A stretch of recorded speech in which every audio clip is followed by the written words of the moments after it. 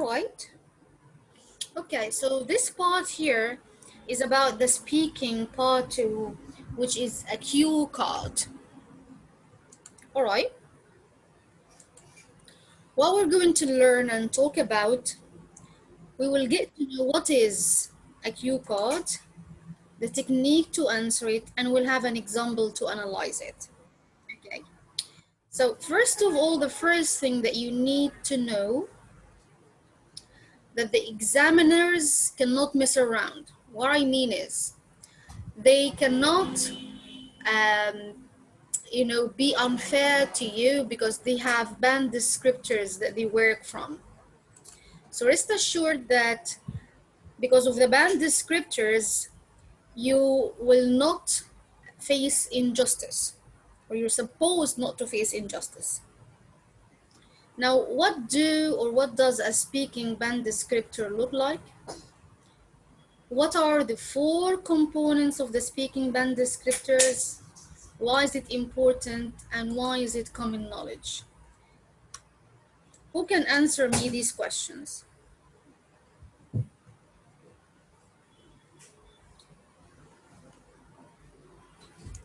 What do I mean by band descriptors?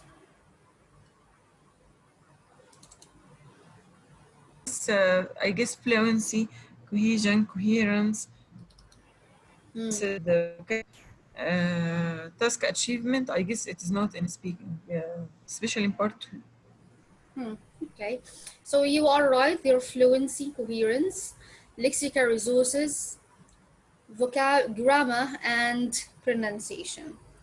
And if you can see with me here, the British Council has made a complete PDF for each one.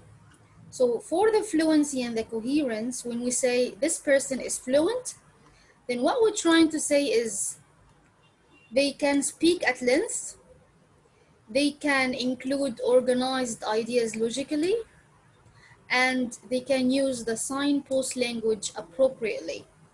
Signpost language like words like I think, I believe, the way I see it, it seems to me that. But it also refers to your ability to express and justify opinions, which is in part 3, to analyze, discuss, and speculate about issues. So that is all in part 3. And you have to do that without long pauses, without repetition of the same words, so that you become fluent. Now, how do we expand or build on a speaking topic? So if I ask you, what do? You don't just say, I'm a teacher. What you should do is say something like, well, I have been a high school teacher or mathematics teacher in New York for over 5 years. The difference between this answer and that answer is that you have used the present perfect and you have given me details, a little bit of details, but not a lot of details, so you don't overdo it. And then there's of course the structure, because in part 2 test you'll be giving bullet points on the task card to help you structure your long-term answer, which you need to talk for 2 minutes. And you will be given a piece of paper and pen to take notes in 1 minute. You don't always have to follow the bullet points, but they are there to help you so that you can generate ideas. It is very important in general to develop your answer. And this is particularly important in part 3 because to develop your answer and to speak at length, you need to give reasons,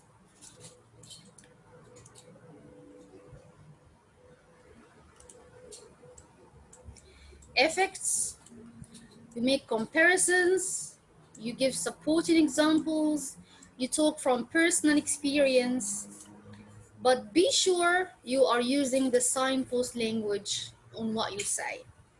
So like for example here, I think and this is a signpost language, there are a variety of reasons for this. So she's going to give reasons for her answer.